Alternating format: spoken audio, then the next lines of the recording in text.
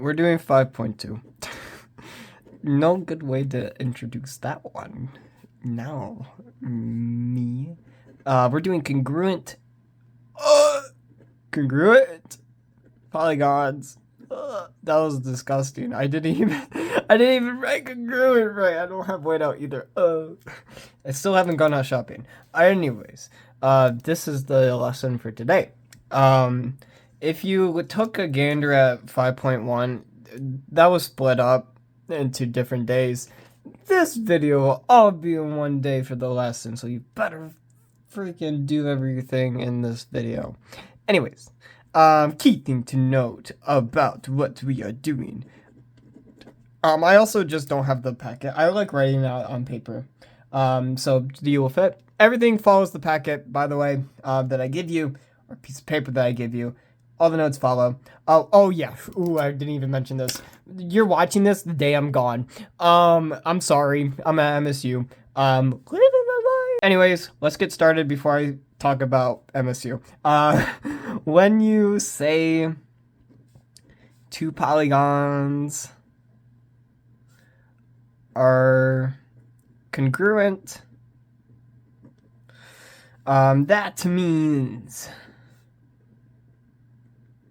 you are saying everything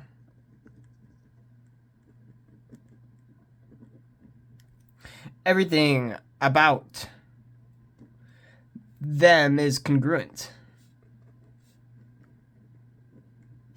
Okay, key thing.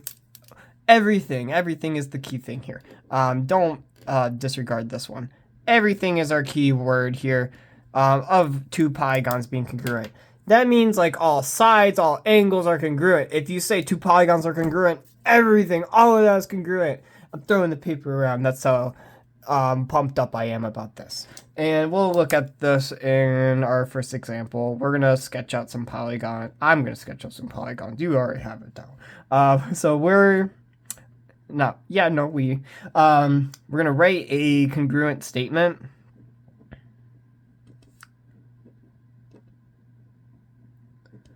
About the triangles. The triangles that will soon appear.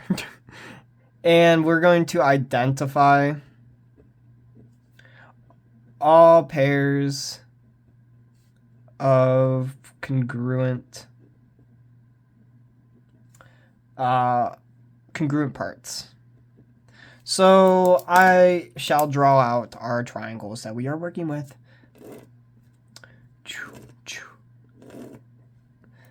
Why is this blue too blendy in? Gosh, I know it's late and like I'm like doing this, but like this blue is too bluey. Gosh. I did do a hill workout today. It was a bad day to be a hill. All right. So I have two triangles here. We'll call this M and P and Z X Y. Oh, I thought my phone was ringing at that. Okay. Getting distracted. I'm going to put some congruent marks there for that angle. I'll put congruent marks here. I'm going to put a congruent mark here. And then I'm going to do the same for this triangle down here. Do that. And then now I'm going to also put some tally marks to show some side congruence. I'm going to have one right here. Some marks like this. Do boom. Leaping the boom. All right. Cool. That's our triangle that we're working with. You are going to be telling me what, well, I guess not. You can't tell me by video. We're gonna write down what is congruent and what's not. Best way to do this is to kind of just make sections. Section it off by yourself. So like I'm going to have all angle pairs right here.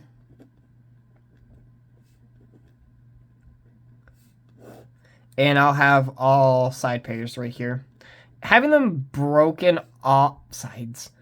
Having them broken into different sections will help me understand what you're writing, and so you don't get confused with what you've already put down. Like if you confuse an angle for a side at some point, it'd just be easier for your sake. So let's go through everything. Remember your congruent marks and what everything means. If you have marks on something, and we talked about it a little bit on 5.1 when we talked about congruent marks. If you see the marks, that means that they are the same, they're equal to each other. I guess more specifically, we talked about these line marks on the sides of like with an isosceles or an equilateral triangle. If we have congruent marks on that, that means the sides are the same. And we can just start with that at that point. So we're going to work with the sides. So I'm looking at my ones right here, like these two, they're the same because they have both one tick mark. So that means the segment MN is congruent to XY. Remember segment, you got to use your segment. Don't put the line on top, put the segment. And then we can work further down like, okay, let's go to the two sides. So we have ZX and NP. So I can write segment, I guess I'll do NP to keep it formal, keep it the same. And then ZX are congruent, and that leaves me with NP is congruent to ZY. That's our 3 tier 1 right here, so we can say that's congruent as well. And then we can do that same determining with the angle marks, seeing like, oh, this one has 3, this one has 3, this has 1, this has 1, this has 2, this has 2. We can use these angle marks to say what's congruent or not. We'll go in ABC order. You can't even go in ABC order. It doesn't work. Backwards. Z to P. Z and P have the same ones. So I'm going to write that angle Z is congruent to angle P. Because they both have 1. Let's look for the ones with 2. I see Y and M. So I'm going to put angle Y is congruent to angle M, because they have 2. And then that leaves N and X. They both have 3. So angle X is congruent to angle N. Okay, I thought I blanked. Oh gosh. So we just listed everything from the sides and the angles. With saying all of that stuff right there, we can like formally conclude that we can form. With saying all of this, we can make a concluding statement saying that, like, for a congruent statement,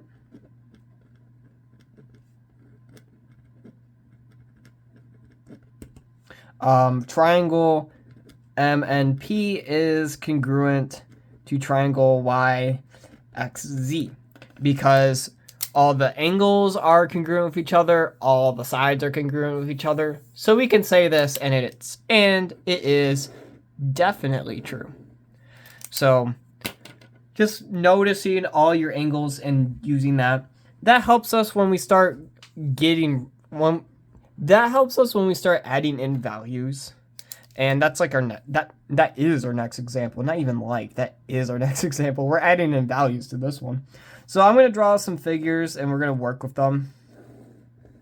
So I'll draw a trapezoid right here. And I'll draw another one. We'll say this is D, E, F, and G. And I'll say this is N, M, Q, and P. I'm going to put some stuff on the inside of this. So I'm going to say, well, I'll say that this is 8 feet. Stuff on the inside and out. I'm going to say this is 8 feet. This is x minus 2 feet. This on the inside is 3x plus 2y. This over here is 102. We have 68 and 84 and 12 feet. These are the values that I'm going to say. And we should like formally mention now that in this diagram, to the left of us. D, E, F, G is congruent to Q, M, and P. Great. Now, let's ask our questions. We have all this information. I need to ask some questions so we can actually, figure out what we're doing, maybe. So, first question, I want to find our X value. And our second question is to find our Y value. Before we move on, I think the best thing to do is to figure out what letter goes to what, which one's congruent to what, so that we know what we're working with, just like right off the bat. Taking a gander at this line right here of text and letters, we can pick out which one's which. In the past, I said that you should just try flipping it around and rotating. No, don't do that. That's bad. I've learned from the mistakes. What you should do is go by the letters. What I mean by that is, I guess I'll write it out to make it look a little more formal and like what we have done already. So I'll write D, E, F, G right here, and then I'll write Q, M, and P on this side. And I'm just going to draw arrows going this way to show what's congruent, because D is congruent to Q, E is congruent to M, F is congruent to N, and G is congruent to P. If I did rotate this figure upwards, or if I had the patty paper with me, I could sketch this, rotate it, it'd show me the same thing, but you should be able to decipher what maps to what by looking in order on the figure. I did not do that when we were talking about 4.6. I think. I'm sorry. I made it more tricky than it should have been. Do this. Look at the letters. Go okay, 1, 1, 2, 2, 3, 3, 4, 4, like that, going down the list. That's how you can figure out what maps with what. If not, do the patty paper and rotate it for yourself, just like what you've done before. Okay, so if D maps to Q, E maps to M, F maps to N, G maps to P, that means they share the same values. We'll make a note. They share the same values. Congruent. I wrote the symbol instead of writing out congruent, but they're congruent. So that means I'm going to write it in different ink. I can take some of these values and move it over to help us out. And we can actually start solving for our X. In our case, we can look at this right here on DE and this right here on QM. Since D goes to Q, E goes to M, these two are equal to each other. They are the same value. So what I'm going to do is set them equal to each other because they're the same. When we work with congruency, and anything that is congruent, that means we could just set them equal to each other because they are the same value. So I'm going to set 8 equal to X minus 2. And now I can solve for X. And now it's just a simple moving 2 over to the other side to get X. So plus 2, which ends up giving me X equals 10. So to recap, because D and Q are congruent, because they map to each other, and since E and M are congruent, because they map to each other, I can take the segment DE and MQ and set them equal to each other. And that's what I did. I put 8 equals to X minus 2, and then I was able to solve for 10. Good so far. Great. We're going to work with Y. All right. So let's take a gander at what we have for Y, which is 3X plus 2Y. And we don't have that set equal to anything here, but what we can do is to see what is congruent to P. So take a look down at our figure right here, or our mapping. We can see that P and G are congruent with each other because G goes to P, which means that P would go to G, and that means that they're congruent. So what I'm going to do is take our 3x plus y and look over at the G side, which is 84. What am I going to do? I'm going to take 84 and set it equal to this mess right here, the 3x plus 2y. So I will do 84 equal 3x plus 2y. All right. What I did, G and P, congruent. I look at P, I got 3x plus 2y. 84 is right here for G. Put them equal to each other. Great. All right. I have two variables right here. I have x and I have y. I do know my x value, which is 10 right here. So I'm going to take my 10 and plug it into 3. So I will now have 84 equals to 3 times 10 plus 2y. And then I can simplify that. So I'll have 84 equals 30 plus 2y. And now I can just start solving for y. So moving my 30 to the other side, I have 54. And that's equal to 2y. I can divide by 2. And that end up giving me a y equals 27. So these are my final answers. I have y equals 27 and x equals 10. Noticing that I use my properties of congruency. Seeing my segments that are congruent, seeing my angles that are congruent that I can work with to find my hidden variables that I don't know of.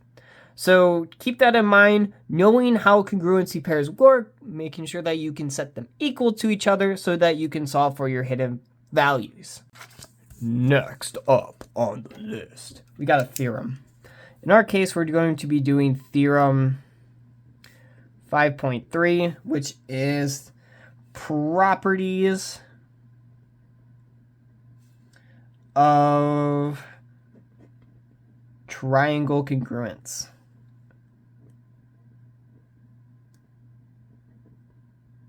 So in our case, triangle congruency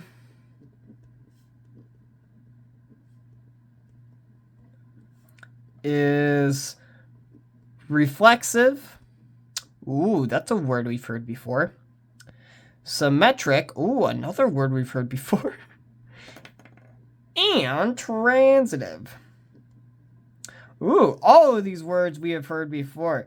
You might be wondering, this is very familiar to me. Well, we actually did it in Unit 2. That's when we started learning about like reflexive properties, transitives, and symmetric properties. And we kind of used them for proofs. We used a lot of transitive property, but we're going to be using a lot more of them when we start working with triangles. In our case, we're going to write down everything. So we're going to start with the reflexive property. And for any triangle, triangle ABC, the triangle will map onto itself. So triangle ABC is congruent to itself, triangle ABC. That's the reflexive property. It is the same for itself. It will be equal to itself. For the symmetric property, I'm going to write symmetry under it. All right, for symmetry, if triangle ABC is congruent to triangle DEF, then triangle DEF is congruent to triangle ABC. This just means that I can swap the positions of those triangles. They don't have to be in this order for it to be congruent. You can flap them around, and it's okay that they're flapped around. They'll still be congruent. That's what the symmetric property is telling us. And then the transitive property, the one that we kind of know the best, hopefully, since we used it a lot with the proofs that we did in Unit 2, which is that if triangle ABC is congruent to triangle DEF and triangle DEF is congruent to triangle JKL. Then triangle ABC is congruent to triangle JKL. We are cutting out the middleman. We're cutting out DEF. You can take it out because it repeats twice. It's in both of these cases, so I can take it out, and then I will get my final result of ABC is congruent to JKL. That's what the transitive property is. It is a lot like substitution, but it has an extra step for it. It's not just blatant substitution. It has another step for it. Oh my god. Alright, that was a lot of writing, and I still got more writing to do. We got another theorem. Ugh. Theorem 5.4. The third angle theorem. Third angles theorem. So, if two angles of one triangle are congruent to two angles of a different triangle,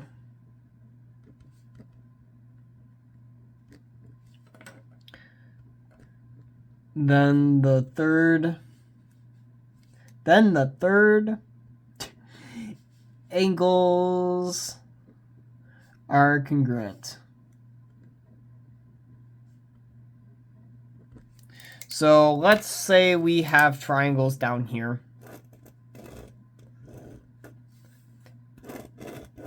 And let's just say that this is going to be triangle DEF and ABC respectively. And let's just say we know these triangle angles. We know that these two are congruent with each other. And we know that these are congruent with each other, but we have nothing for C and F. We don't know if they're congruent. What this theorem is telling us is that if angle A is congruent to angle D, so they have the same value. See, we have the tick marks to show. And angle B is congruent to angle E, because they have the same tick marks, so they have the same value. Then by theorem, I'm going to abbreviate theorem 5.4, angle C is congruent to angle F. So it states that they are congruent with each other because the other ones are congruent. This is a lot like theorem 5.1, where it was the triangle sum theorem, where we had the measurement of A plus the measurement of B plus the measurement of C equals 180. And that would repeat again for DEF. So like the measurement of D plus the measurement of E plus the measurement of F equals 180. If these two are the same, and these two are the same, and if this still all equals 180, then these two also have to be the same. That's what this theorem is stating us, and we have already done something a little similar to it already. It's finding the last angle that we know of already, but it's comparing two triangles together. That's what this theorem is stating. It's a lot like what we've done before. So I'd even write that down. A lot like theorem 5.1. And that was in 5.1 day 1. It feels like we've done so many theorems today, but it's only been 2. We are going to do an example of some things. So I'm going to do example 3. And it's going to make us find, oh my goodness, find angle P, the measurement of angle P. And I'm going to give us a triangles to work with. So let's say that this is ABC. So A, BC, and I will have PQR as well. Those are my triangles I'm going to work with, and I'm going to mark some angles on it, saying we have an angle down here, an angle right here, and we have one right here, and one right here, and this being 52. There we go. So we need to find the value of angle P. And we don't have too much to work with, but remember the congruencies that we have for triangles already. Take in account of, I guess the first thing to do, what's showing off the most in this picture? Oh, wait. I'm just kidding. The thing that shows off the most is the red, which is the boxes that we have on these triangles. Remember what the boxes mean? Oh, look at your triangle properties in 5.1.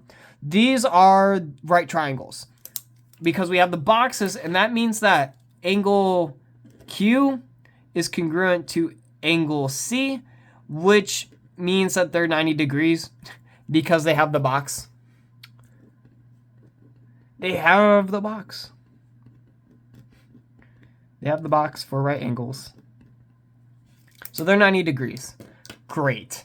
That solves one of our problems for trying to find what angle MP is. Next step, we need to find out what a different angle is, because we have one step, but we can't figure out the other. Look at angle A. We do have a value for that. It is 52. And wait a second. Angle A has a mark on the angle. So we can look around on the other triangle to see if there's an angle. And there is. R. So R has a mark that's the same as A. So that means I can say that A and R are congruent to each other. So I'm going to write angle A is congruent to angle R. And that means that it is 52 degrees. And that's given to us. I'm writing out why. So I'm writing out the values that we're working with. You do not need to give me a reason. I'm giving us a reason so that I can show you my thought process. This is given to us by the figure itself, and we know it's 90 degrees because it's the box. You do not need to write these out on like your homework, but I'm writing it out so I can show you my thoughts. So that just leaves us the one tricky problem of angle P right now. We do not know that value. We need to figure it out. Guess what? We can figure it out because of the third angles theorem. Look at this, what we just wrote down. Especially, well, this theorem and combined with 5.1, we're tackling this by doing this.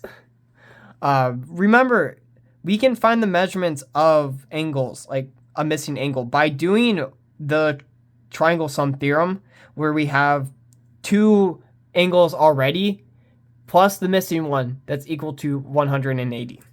We can do that still. And that's what we're going to do.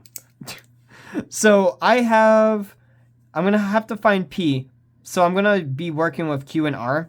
I'm going to write out the basic formula. So I have the measurement angle P plus the measurement of angle Q plus the measurement of angle R equaling 180 degrees.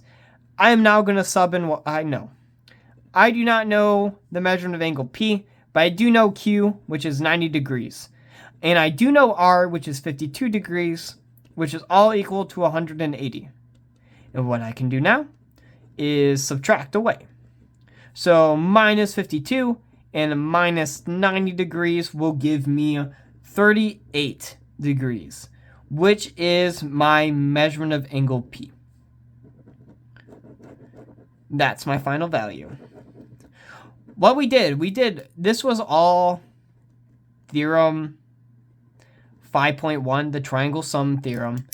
And when we found this value right here, that means we can put it right here for 38. And because of the third angles theorem, that also gives us the value for B, which is also 38. So we kind of used two theorems at once, very intuitively, and you didn't have to really go out of your way to use them.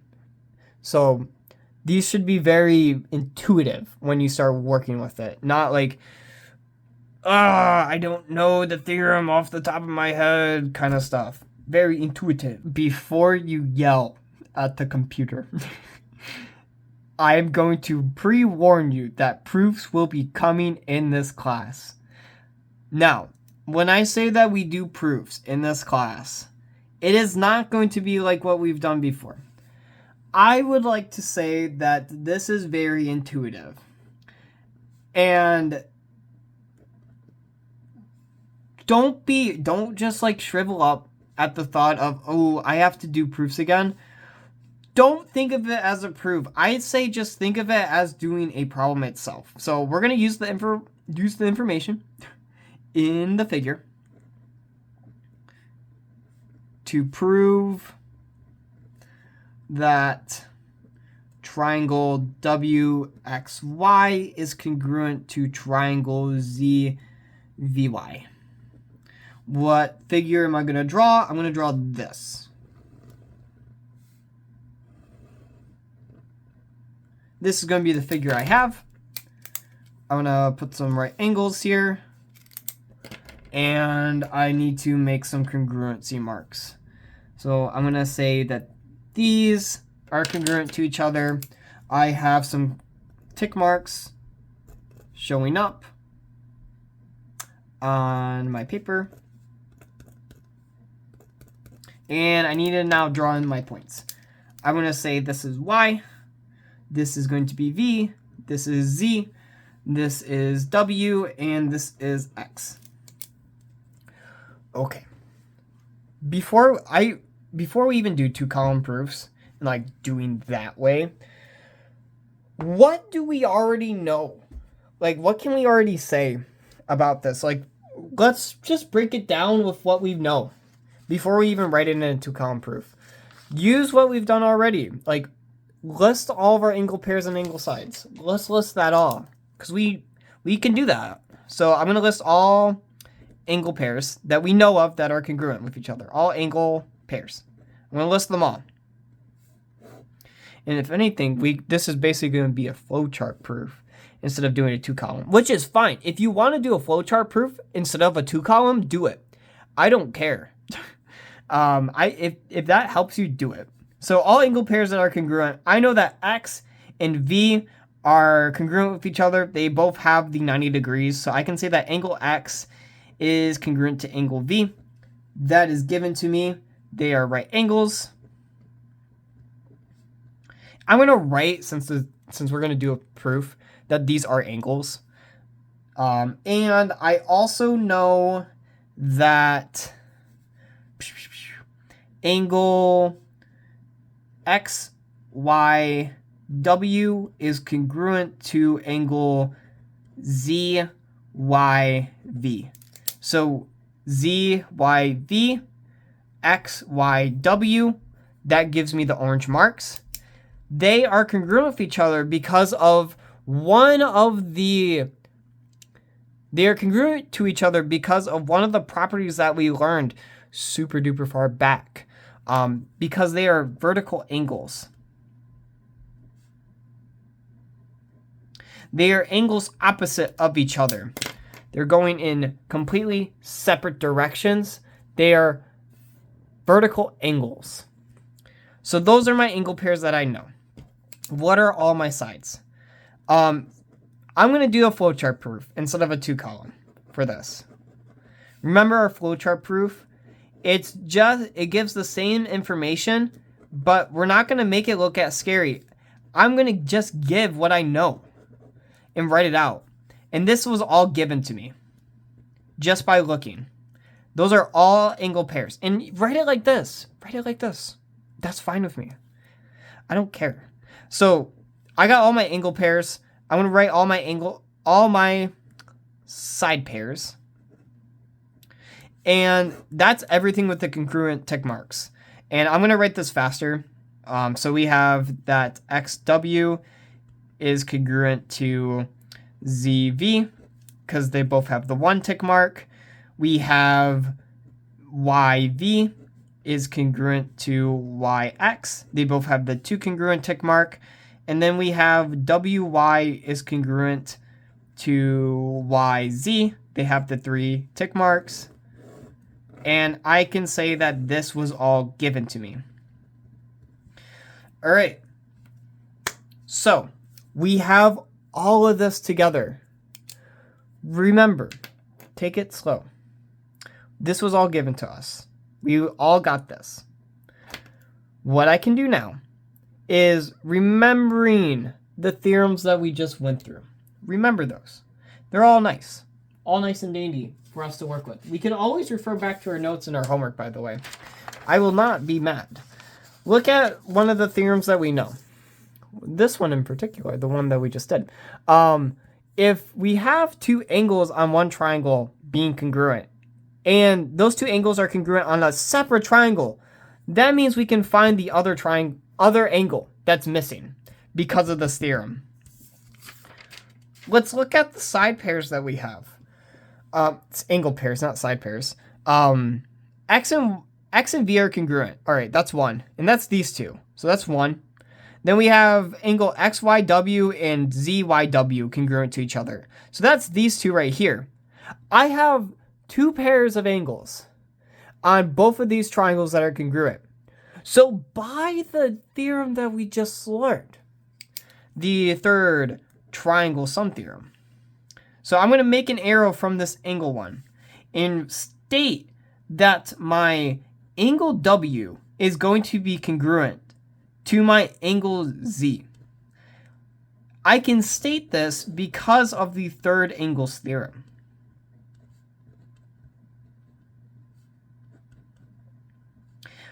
And this isn't the only theorem that you could use for it either. You could also use the triangle sum theorem, the one that adds up three angles to equal 180. You could use that one as well. I'm choosing this one because that's the theorem we learned today. But you can use that one as well, and that would be perfectly fine because I understand. Now, you don't have a value for y, which would make it a little more tricky. But if you had the value, I would accept it for sure. Anyways, third angles theorem. Perfect. We got that. Which means that looking at everything that we have everything marked out already on our figure. We have all sides being congruent with each other. Now all angles are congruent. And remembering, looking back at like what we did today, like at the beginning, once we listed out everything being the same, then we went to our statement saying that these triangles are congruent with each other. This was like at the beginning. And we're in that same situation right now.